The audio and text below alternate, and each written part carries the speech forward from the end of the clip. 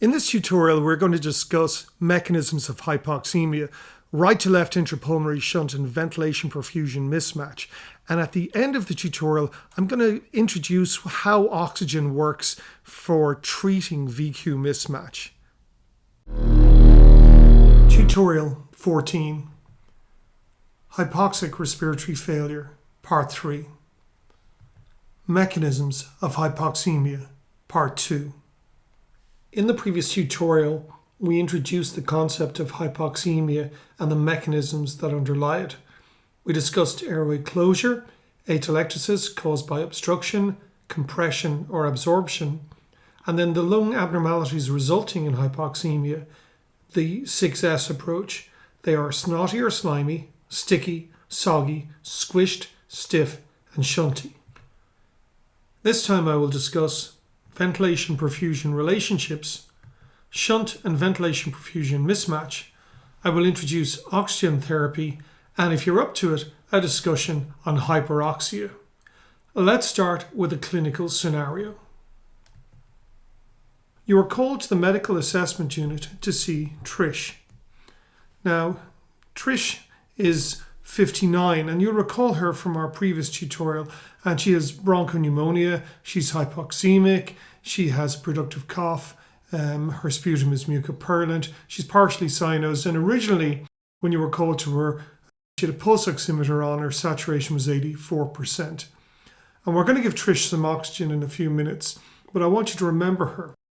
At the same time, there's another patient in the medical assessment unit. His name is Jessie.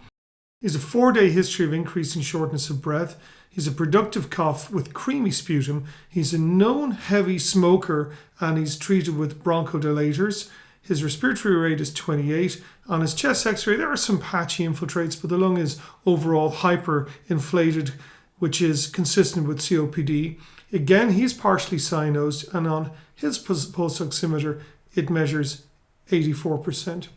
So what I'm going to do is, these are two different patients. One has relatively normal lungs and has pneumonia, and the second has a flare of COPD. They're both hypoxemic and they both have disease that is going on in their lungs, but these diseases are slightly different, but they still have abnormalities of oxygenation and ventilation. So let's discuss what's going on in these patients' lungs. And this is a discussion about ventilation-perfusion relations.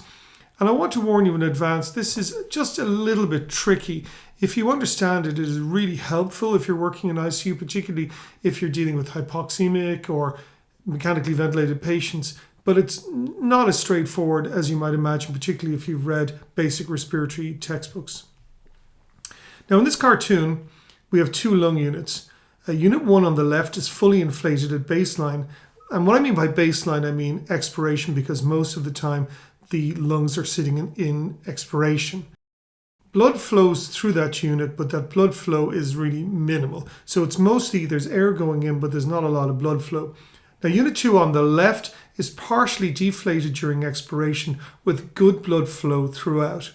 Now we can see what happens during inspiration. So here's inspiration, and you can see that unit 2 really gets a significant flow of gas and it readily expands to a higher volume. There is minimal expansion in lung unit number 1. Now let's see what happens in exhalation. In exhalation, you can see that flow moves out of unit 2 and it deflates, but unit 1 remains relatively filled with gas. So it's clear from this perspective that unit 2 is very well ventilated and it's very well perfused. There's significant turnover of alveolar gas during inspiration. Now when I say the word ventilation, it's really important that you get this right. Ventilation refers to gas turnover in the alveoli during inspiration. It is not aeration, it is ventilation. There must be gas turnover. So gas goes in, gas goes out. Unit 1 is different because Unit 1 is well aerated. There's lots of air in Unit 1, but it's poorly ventilated. There's no movement, and the lung unit is very poorly perfused. The gas that's within Unit 1 would look remarkably like what you would see in the tracheobronchial tree. and thus it represents alveolar dead space. Now let's look at two other lung units. We're calling these lung units 3 and 4. You can see both of these lung units are partially deflated during expiration, but blood flow is significantly better in unit 4 versus unit 3. Let's see what happens during inspiration. Well, you can see that both lung units inflate, but inflation is much better in unit 3 versus unit 4. Now, during expiration, both units 3 and 4 empty, but the expiratory excursion is significantly greater for unit 3 versus unit 4. So let's address what's going on with these two lung units. Unit 3 is very well ventilated, but is poorly perfused. Ventilation is just being wasted, and this is a high ventilation to perfusion state. The wasted ventilation is a proportion of tidal volume. And as a consequence of that, the surface area for carbon dioxide removal is lower, and as a consequence of this, hypercarbia results. Unit 4 is not particularly well ventilated. Volume was low during expiration, and it only improved marginally during inspiration. Perfusion, however, was good. This represents wasted perfusion. The ventilation to perfusion ratio was low, and blood flows through this lung unit without being adequately oxygenated, and the result of this is hypoxemia. So these are examples of two different states between extremes. In one case, there is a high ventilation to perfusion ratio, and in the other, there is a low ventilation to perfusion ratio. Now, I'm just going to talk to you about how this is referred to in the textbooks. When you're talking about ventilation perfusion, where there is aeration, but no perfusion, we call that dead space. So there's gas sitting there, but it's doing nothing. It's not actually being ventilated. It's just sitting there. When ventilation exceeds perfusion, the VQ ratio is greater than 1. When ventilation and perfusion are equal, the VQ ratio equals 1. Anything above 1 is high ventilation perfusion ratio, usually, but not always, results in a high PaCO2, and that's because of wasted ventilation. Where perfusion exceeds ventilation, the ventilation to perfusion ratio is less than 1, and the extreme version of this is where there is perfusion but no ventilation, and this is known as shunt, sometimes right to left intrapulmonary shunt. The consequence of low perfusion to ventilation is hypoxemia, and it is the most common abnormality that we see in clinical medicine of ventilation perfusion and gas exchange. This is a cartoon of the heart and lungs. The right heart ejects blood into the pulmonary circulation, and this blood is affected by gravity. Fluid always flows downhill in the presence of gravity.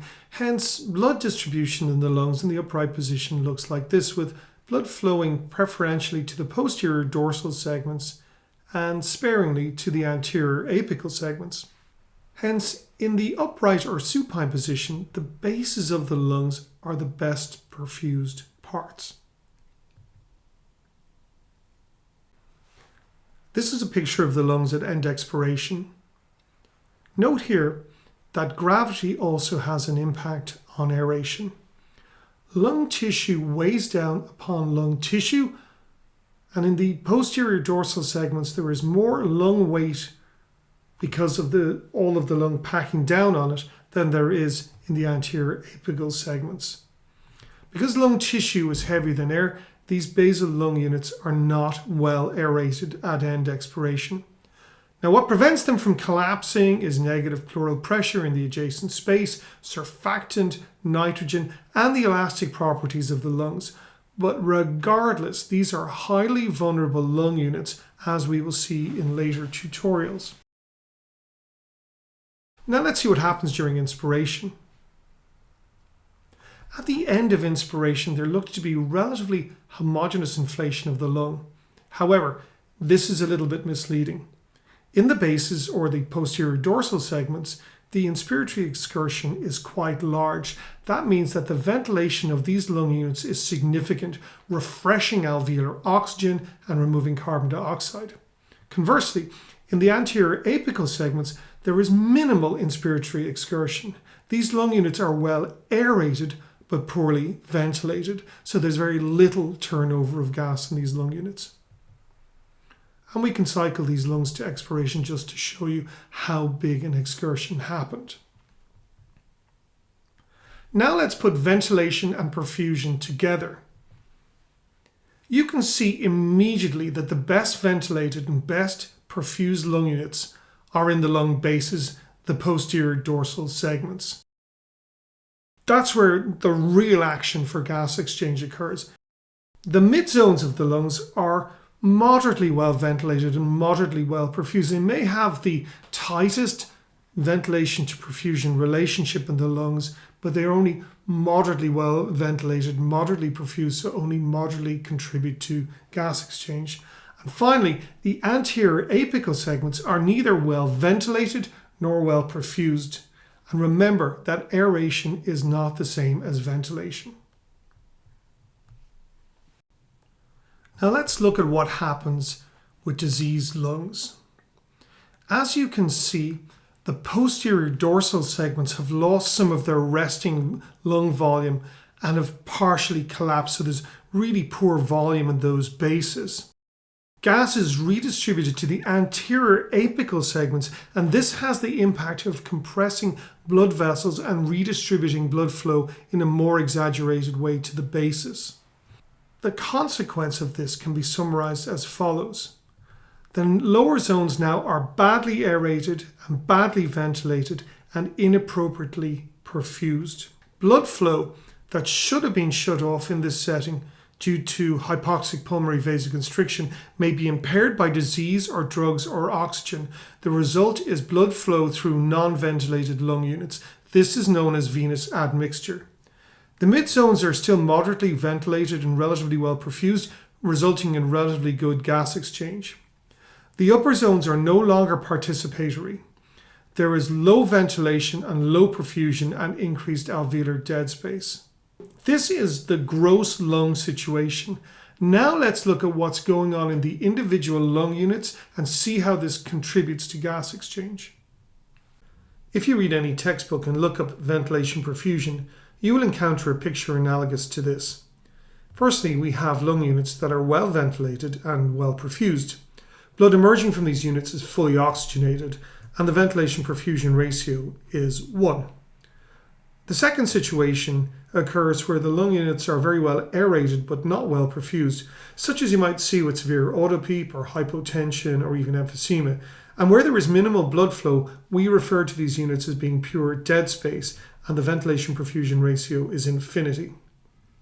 And usually, increases in dead space are associated with carbon dioxide retention and increased partial pressure of carbon dioxide in blood.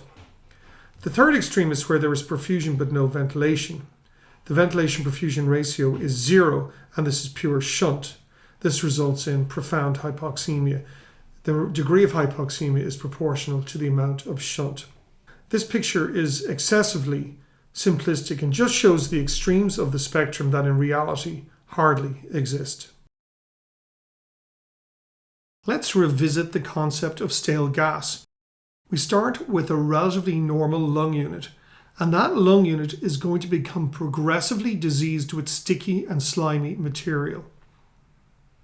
Now, although the gas going into this lung unit may be well oxygenated, due to the debris within the airways, flow is impeded such that the gas becomes progressively less well oxygenated as it goes down through the airways and arrives in the alveoli, and the alveolar gas has a lower PaO2 than one would expect, resulting in low ventilation perfusion and hypoxemia.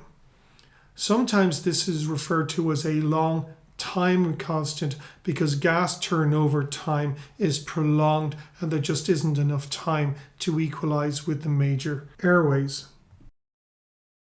I think this is a better representation of what goes on with ventilation and perfusion. Again, there will be lung units that are well ventilated and well perfused, and some of these units have air entry and are associated with pure shunt.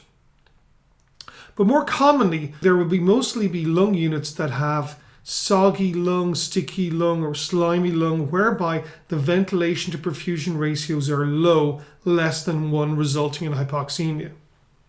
Note also that where there is widespread alveolar collapse, gas will be redistributed to parts of the lungs that are more compliant, for example the anterior apical segments, and these lungs may overinflate and reduce their own perfusion due to high alveolar pressures. This is sometimes known as West Zone 1, resulting in high ventilation perfusion ratios and relative dead space. As an aside, if you administer PEEP or CPAP, you will always increase the proportion of lung that follows the latter pattern.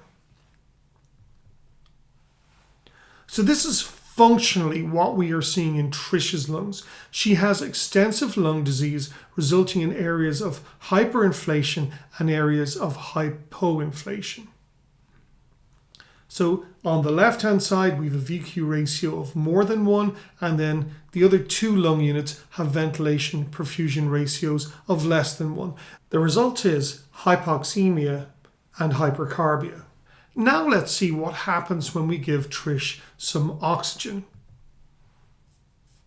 Remember her story: bilateral chest x-ray infiltrates, partially cyanosed, saturation of 84%, PF ratio of 150, and she gets some oxygen and her saturation goes up from 84 to 92%. So why does her oxygenation improve?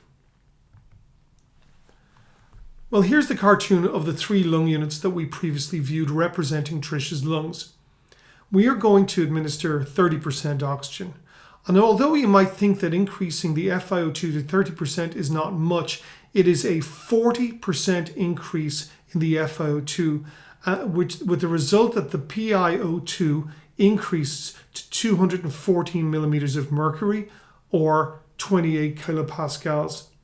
And this supplemental oxygen will make its way down to well-aerated alveoli along the now steeper concentration gradient.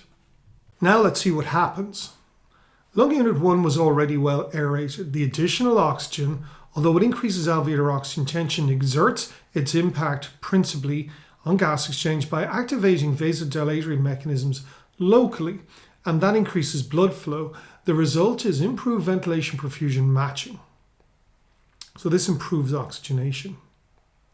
In lung unit 2, where there was stale gas, the supplemental oxygen drives the alveolar oxygen tension above 100 millimeters of mercury, or 13 kilopascals, and this results in the abolition of venous admixture through this lung unit.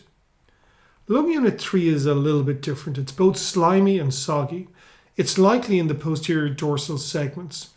Additional oxygen here increases alveolar oxygen tension, but the persistently low surface area results in not fully effective ventilation perfusion matching and persistent venous admixture. So this is a problem of low lung volumes that we will revisit again in a couple of tutorials' time. The overall effect of the oxygen therapy in the whole of this patient's lungs is to drive the PaO2 to 90 millimeters of mercury, or 12 kilopascals, and to a saturation of 95%. Of key importance here, as we will see in a few minutes, any higher percentage inspired oxygen given to this patient will be ineffective and potentially harmful. The big point here is that supplemental oxygen is a really effective treatment for moderate hypoxemia, even at relatively low inspired oxygen concentrations. A term that is quite popular these days is targeted oxygen therapy, and this is very simple. You essentially decide where you want the PaO2 to be, or the saturation to be, and you try and titrate oxygen against that.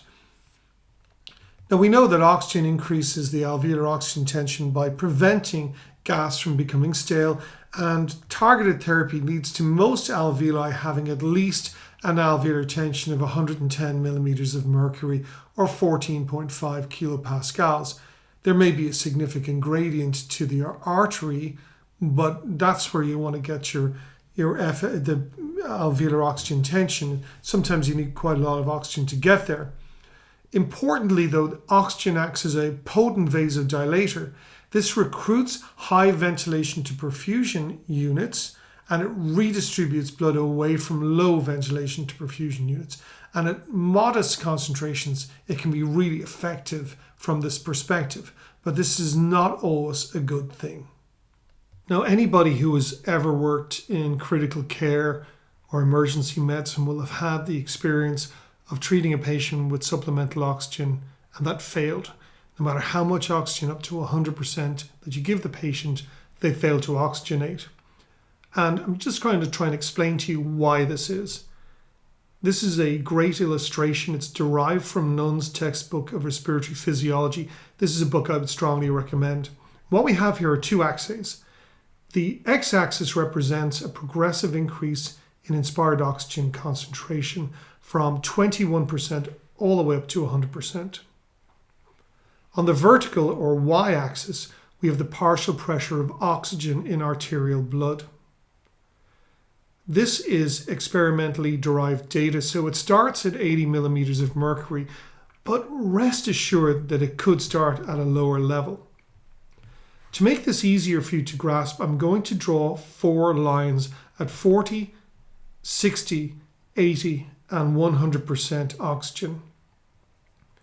Now, when the lungs are normal and one progressively increases the inspired oxygen tension, the FiO2, the PaO2 increases linearly. And this is what happens, for example, when you pre-oxygenate a healthy patient prior to intubation. So a linear increase. Conversely, if there is a 50% shunt, for example, an entire lung collapses, but blood continues to flow through it, then no amount of oxygen that you give the patient can overcome the problem. So with a 50% shunt, forget about just giving them oxygen. It cannot work. 5% and 10% shunts are easily treated with oxygen, and this really is the venous admixture that I showed you in previous cartoons where we had low ventilation perfusion ratios, and these are easily treated with oxygen, and that's what's going on with Trish. Low level of shunt, easily treated with oxygen. However, with higher levels of shunt, for example 20% and indeed 30%, very, very high levels of inspired oxygen are required to have an impact. Hence, once the shunt exceeds 30%, you really need to start looking at alternative oxygenation strategies, particularly the use of a continuous positive airway pressure, CPAP. At this stage, you can move on to the next tutorial, or you can follow me down a rabbit hole to look at hyperoxia. Let's go visit Jessie. Now you'll recall Jessie, he was the other patient that was in the medical assessment unit, and he was started on supplemental oxygen, and he was put on an inspired oxygen of 50% to a target saturation of 95%. Now Jessie, as you recall, has these hyperinflated lungs. He's a smoker, he's on bronchodilators. This is consistent with the history of COPD. A blood gas is drawn before and after you gave him the oxygen. Before, his PO2 was 60 millimeters of mercury, or 8 kilopascals, with a PCO2 of 60 millimeters of mercury and 8 kilopascals. After 13 minutes, the PaO2, this is after he got oxygen, the PaO2 rose to 120 millimeters of mercury, or 16 kilopascals, and the PCO2 also rose from 60 to 70 millimeters of mercury, or 9.2 kilopascals. At this time, Jessie is starting to get very drowsy. Are you surprised by this blood gas? Well, you'll notice that Jessie is given a fairly generous amount of oxygen, 50%, and I pointed out to you earlier on in this tutorial that that is a big increase in the amount of oxygen to be giving a patient. And it increased his PaO2 from 60 to 120, or 8 to 16 kilopascals, which is not an overly dramatic increase in the PaO2. But you'll also notice that the CO2, which you would normally see improving in someone who is getting oxygen therapy and they're getting better, has risen up to 70 millimeters of mercury. So the question here is, does oxygen therapy cause hypercarbia? This is Jessie's starting point at end expiration. Remember that the resting lung volume is at end expiration, and this is where you're likely to draw a blood gas. So let's look at the different lung units. The first unit is well ventilated and well perfused. The alveolar CO2 content reflects the venous CO2 content, and the CO2 will be cleared by ventilation. So this is a well perfused, well ventilated lung unit. The second lung unit has a long time constant. It's one of these units that has stale gas in the alveoli. Consequently, the oxygen content is relatively low, but the CO2 uptake is pretty good. And this unit will partially contribute to venous admixture, but will definitely benefit from oxygen therapy, as we have seen with Trish earlier on in this tutorial. The third lung unit is poorly ventilated due to sticky material throughout. Its volume is low at baseline. It contains stale gas and CO2. The fourth unit is hyperinflated at baseline. Although it does contain a reasonable amount of oxygen, blood flow is poor, principally due to underlying disease and vasoconstriction. It is physiological dead space.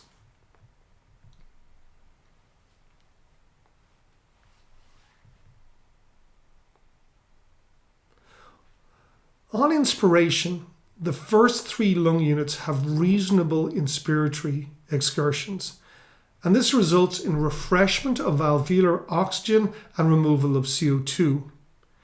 This results in improved oxygenation during inspiration, if you could catch it, but this is very transient due to short inspiratory times.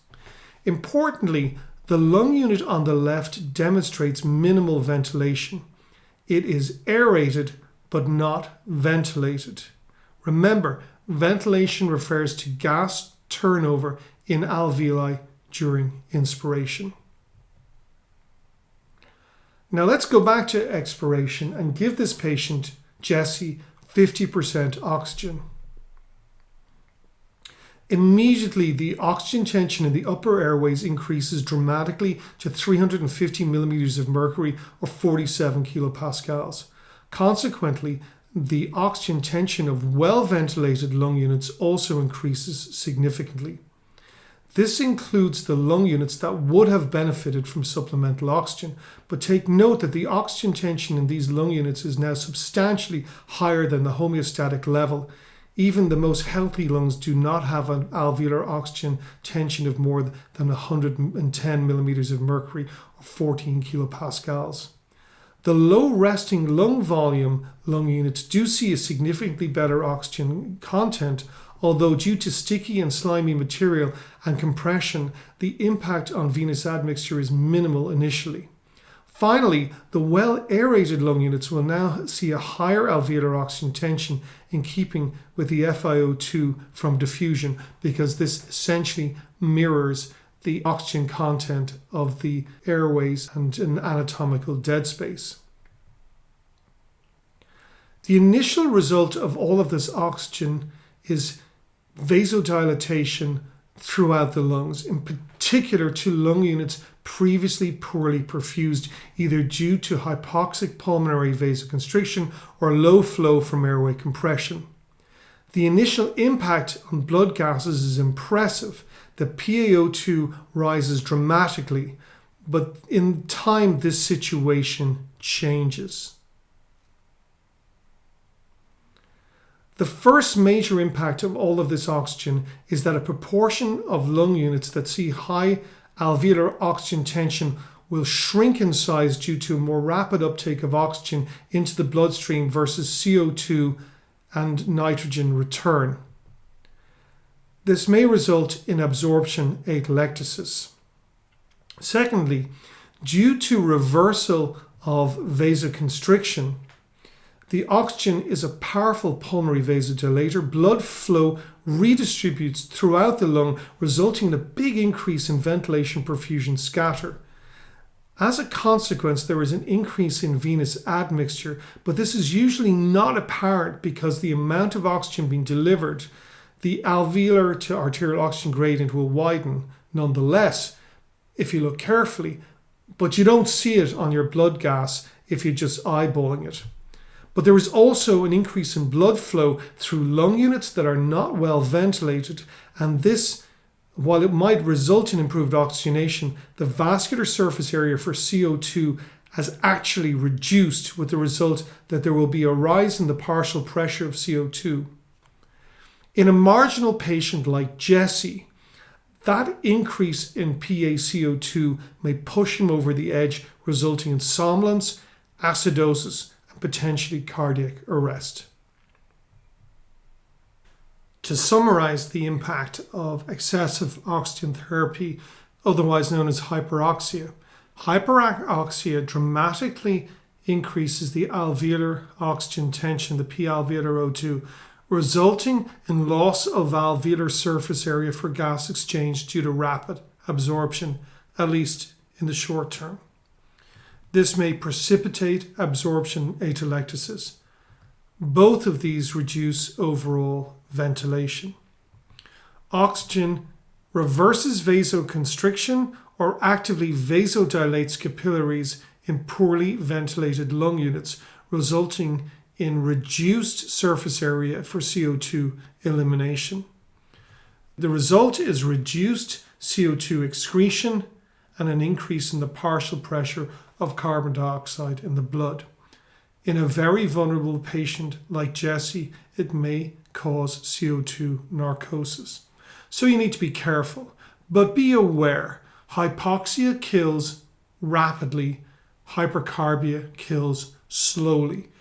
The key thing to remember is that you should give the least amount of oxygen to a patient to target a specific oxyhemoglobin saturation with a pulse oximeter or partial pressure of oxygen in the blood.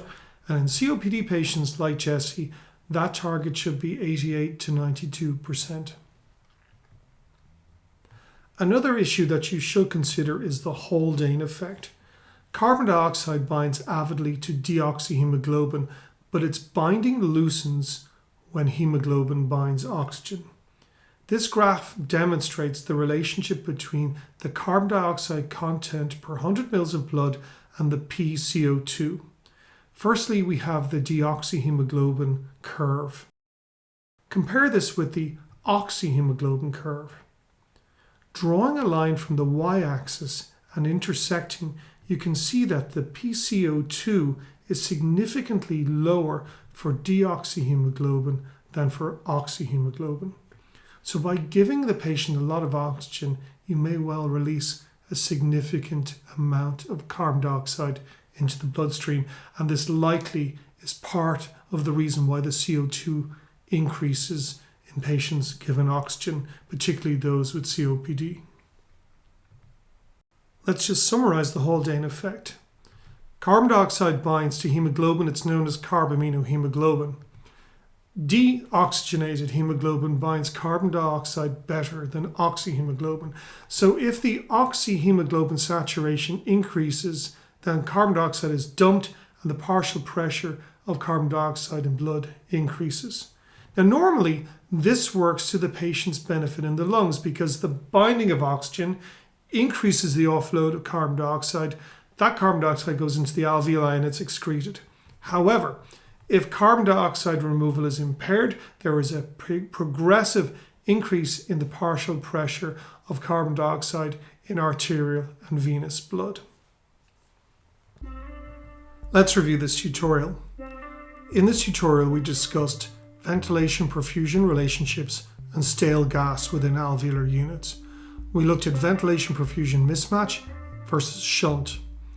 We looked at oxygen therapy for ventilation-perfusion mismatch and why it is really effective. We discussed why oxygen may fail, principally because the shunt is too great, usually in excess of 30%. Finally, we looked at why hyperoxia in vulnerable patients is potentially harmful and can cause CO2 retention and CO2 narcosis. In the next tutorial, we're going to look at oxygen therapy and the devices that are used for giving oxygen to patients in hospitals. We look at fixed versus variable performance devices, and in particular, we look at high flow nasal oxygen therapy. Join me then, and I guarantee you'll learn something.